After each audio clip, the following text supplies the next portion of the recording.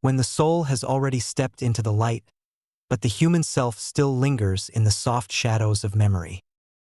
There is a moment, unassuming and easily overlooked, that arrives like the space between heartbeats or the pause between one breath and the next. It is not grand, nor dramatic. In fact, it is so quiet that only the most tender awareness can detect its presence. And yet, it is here, in this space of apparent stillness, that the most sacred phase of spiritual transformation begins. This is not the awakening itself, not the unraveling of the past, not even the healing that consumes and cleanses the inner terrain. It is what comes after. The in-between, the pause where something deep within you has already shifted, but your life, your thoughts, your reflexes, and even your language have yet to catch up. You know this moment not by signs or visions, but by a subtle contradiction that begins to echo through your being. You can feel the weight has lifted, yet your mind still circles old worries. You can sense that the trauma has been released, yet your body still responds with tension in familiar ways. You find yourself confused, not because you haven't changed, but because the world inside you hasn't quite recalibrated to reflect that change. This stage is rarely named, let alone honored. It doesn't fit the narrative arc of progress that the modern spiritual world has so eagerly embraced. There is no ecstatic glow, no revelation to share, no mantra powerful enough to bring it to closure. And so, many dismiss it as stagnation. They feel frustration, disappointment, even shame, as if they've somehow failed to maintain the momentum of awakening, as if stillness were a mistake instead of a natural and necessary gesture of the soul's integration. But this pause is not the absence of movement. It is movement on another axis entirely. It is not that you are stuck. It is that you are transitioning into a more subtle way of being, one that doesn't operate on willpower or insight, but on embodiment. It is here that you begin to realize spiritual evolution does not end with illumination. It culminates in incarnation. And incarnation is slow. It asks for repetition. It demands intimacy with the ordinary. It invites you to live into what you already know, not through dramatic declarations, but through the way you stir your coffee, speak to strangers, breathe through discomfort, or choose softness over defensiveness. It teaches you that true knowing is not held in the mind but in the way the body responds when no one is watching.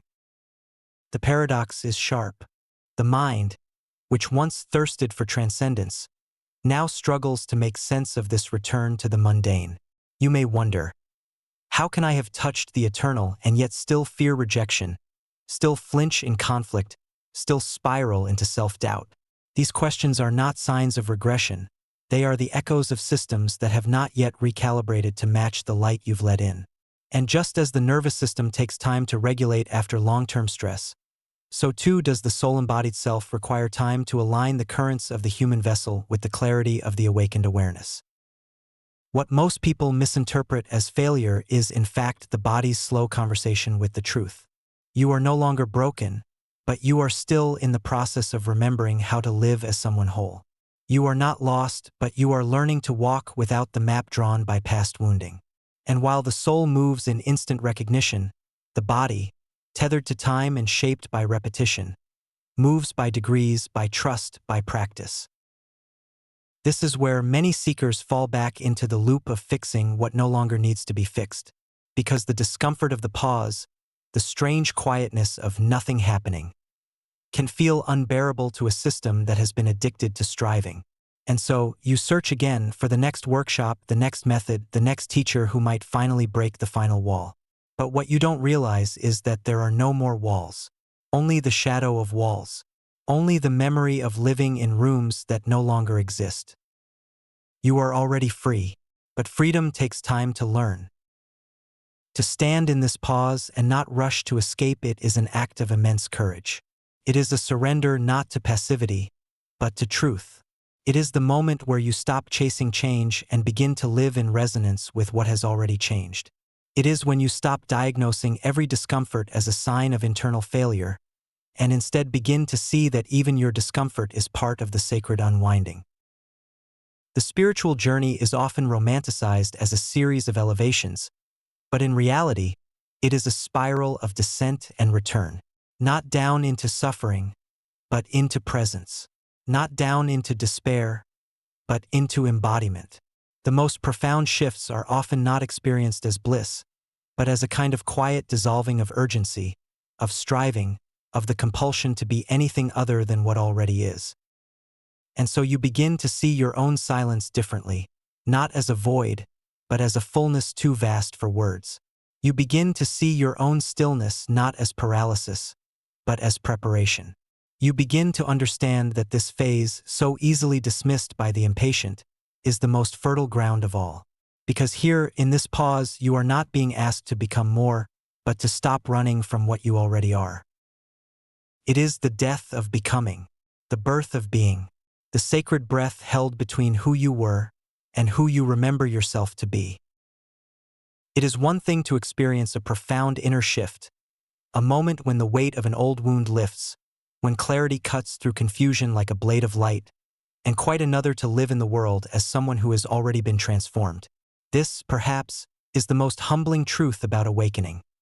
That energy moves faster than matter, insight arrives long before habit dissolves, and the soul always remembers itself sooner than the body does. There is a lag, a sacred and often misunderstood delay, between the spiritual shift and the psychological integration, between the recognition of truth and the full-bodied response to that truth, between the moment you see yourself as free and the day your nervous system no longer flinches in the face of the familiar. This is not a failure of your practice. It is the architecture of embodiment. Your soul may transcend time, but your human self has been molded by repetition. And repetition, like water carving rock, leaves grooves, neurological, emotional, physiological, that do not vanish with a single breath of realization. To awaken is to open the door. To embody is to walk that new threshold over and over, until the groove of suffering fades and a new pathway is formed. Not in your imagination, but in your muscles, your responses, your breath. And so it is here, in this seemingly uneventful terrain, that your deepest spiritual practice begins, not in the pursuit of something higher, but in the cultivation of something deeper. You begin to notice how your body still tightens in response to the very thing your heart has made peace with. You watch, sometimes helplessly, as thoughts you no longer believe still cycle through your mind like old radio static. You catch yourself reacting with instinctive mistrust in situations that no longer warrant it. And at first, this feels like regression. You wonder, have I truly changed, or have I only imagined it? But slowly, if you are still, if you are gentle, you realize, this is not the return of your old self, but the residue of your former programming releasing its grip. Much like a musician retraining their hands after years of muscle memory, you are learning to move differently in the world. The music has changed, the tempo has slowed, but the fingers still twitch with remembered reflexes. And so you practice not with force, but with compassion. You do not shame the hand that trembles. You guide it again and again until it no longer fears the stillness between notes.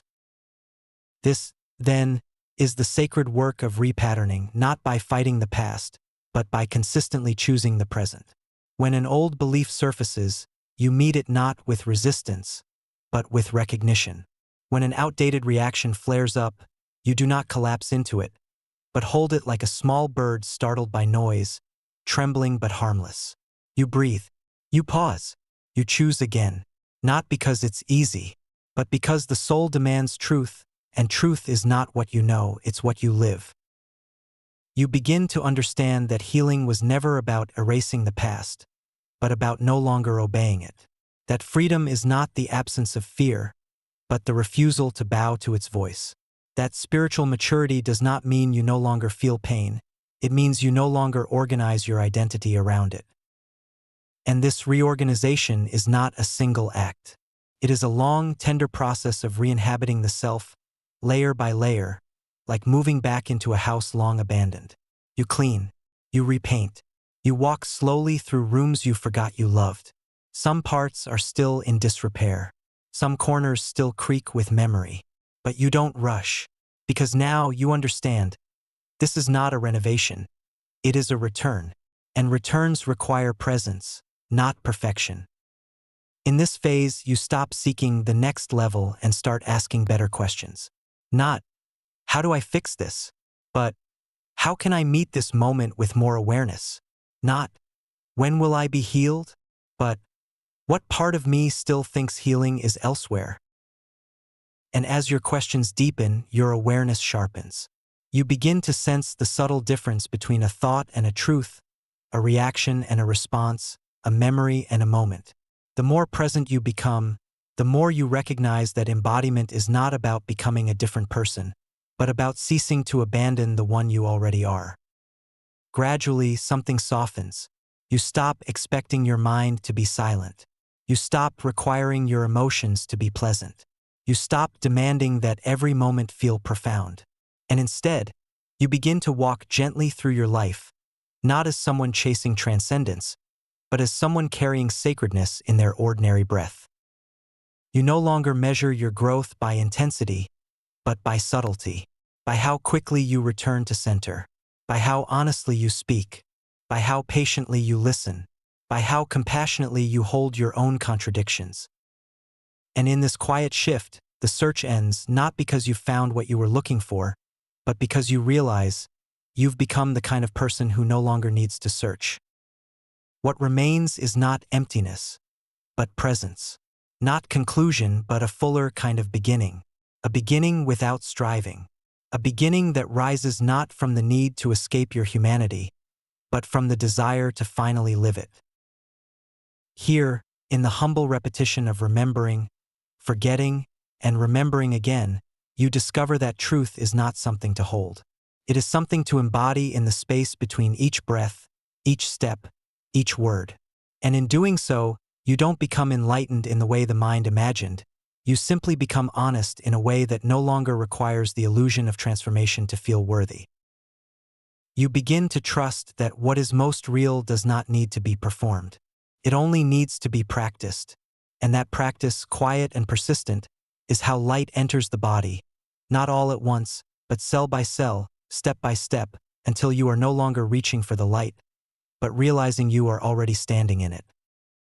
There comes a stage in every sincere inner journey where the hunger for revelation begins to fade, not because the soul has grown weary, but because it has begun to remember a deeper rhythm, one not driven by pursuit or catharsis, but by the soft, undramatic embodiment of truth in the folds of daily life. And in this stage, the grand gestures fall away, the language of progress dissolves, and what remains is something far more intimate and difficult to articulate: the silent training of integration. This training does not resemble the spiritual path you may have envisioned. It has no syllabus, no checkpoints, no tangible signs of elevation. It begins quietly, often invisibly, in the small spaces between what you now know and what you still do. You recognize the truth in your heart, but your habits continue to loop. You've seen through the illusion of separation, and yet you catch yourself behaving as if the old self is still in charge. And instead of condemning yourself for this inconsistency, you begin to see it for what it truly is: the slow and sacred alchemy of coherence between being and doing. At this stage, the ego does not fight you with the sharp edges of pain or pride. It whispers more subtly. It says, "You've seen through this already. Why are you still acting this way?" It says, "You should be more aligned by now." And without vigilance, these whispers reintroduce the very shame you had once transmuted. But now you are no longer as easily fooled. You begin to recognize that even the impulse to perform your healing is just another layer of forgetting. That even the desire to appear embodied is often a subtle resistance to simply being present with what is. And so you surrender not just to stillness, but to ordinariness. You begin to discover that integration is not about having no more reactions, but about being able to hold those reactions with deeper spaciousness and less urgency. It's about responding to your own imperfection with the kind of kindness that used to only be reserved for your most sacred moments. It's about showing up to the tasks that feel beneath your enlightenment and recognizing that those are, in fact, the places where enlightenment must root itself if it is to have any real meaning. It is in this phase that the ordinary begins to feel like holy ground, not as a poetic metaphor, but as a lived reality. You find divinity not in the rare moments of spiritual elation, but in how you fold your laundry, how you prepare your tea, how you greet a stranger without needing to be seen as enlightened. And slowly, with no fanfare or finish line, the sacred becomes indistinguishable from the mundane. This is when you begin to feel the presence of truth not as a concept or realization, but as a texture within your breath, a tone in your voice, a posture in your silence. It no longer needs to be said. It has become what you are. And that shift, subtle, steady, and deeply rooted, is the true miracle of this work. You begin to understand that the point was never to transcend your humanity, but to descend so fully into it that you carry the eternal into every gesture. Not as performance, not as spiritual identity, but as the natural overflow of having met yourself so deeply that there is no longer a need to escape. And in this descent, something extraordinary happens. You become available to others in a way you never were before. Because now, you are no longer offering answers, you are offering presence. You are no longer trying to save, you are learning to hold. You are no longer reaching for authority, you are walking as integrity. You listen more than you speak, not because you are timid, but because you are aware of the space between words. You hold discomfort without urgency, not because you have numbed yourself, but because you have widened the container of your own being. You experience sadness without drowning, anger without destruction, joy without clinging, because you are no longer identifying with these waves, but allowing them to rise and fall inside the ocean of awareness that you have become. And this, too, is a kind of strength, not the kind that dominates or defends, but the kind that does not collapse under contradiction. The kind of strength that can say, yes, I am still learning, and mean it without shame. The kind that can say, I no longer need to be healed in order to be whole, and live that truth without arrogance. Integration does not require that you have no shadow, only that you are no longer afraid to look at it. It does not demand that you feel peaceful all the time, only that you stop mistaking agitation as evidence that you've failed. It does not insist on purity, only honesty, honesty about where you still contract, where you still protect, and where you are now ready to open. And as this honesty becomes habitual, something ancient begins to unwind. Not just your story, but the architecture of your identity that was built on the premise that something was missing, that you had to be more, that you had to earn rest, that you had to attain presence, when in truth all that was ever required was that you stop fleeing your own depth. You begin to live differently, not because you've gained more light, but because you've released your resistance to being fully seen by the light that has always been within you. Not because your personality has been polished, but because you no longer treat it as your source of meaning. Not because life has become easier, but because you are no longer organizing your self-worth around ease.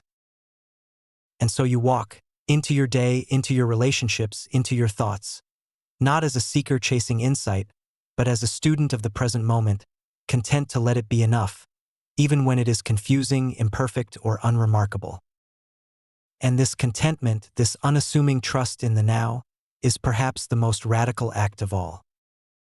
Because it means you are no longer at war with the unfolding. You are no longer waiting for some external circumstance to validate your inner truth. You are no longer using your spirituality to escape being human. You are no longer asking to be anywhere other than where you are. You are simply here. Fully. Finally. Quietly. And that is enough.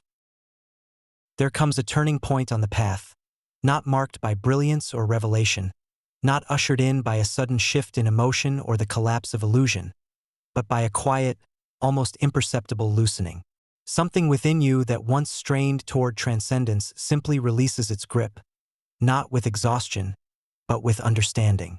Not because you've stopped growing, but because you've realized that growth in its truest form no longer looks like movement, it looks like stillness that breathes.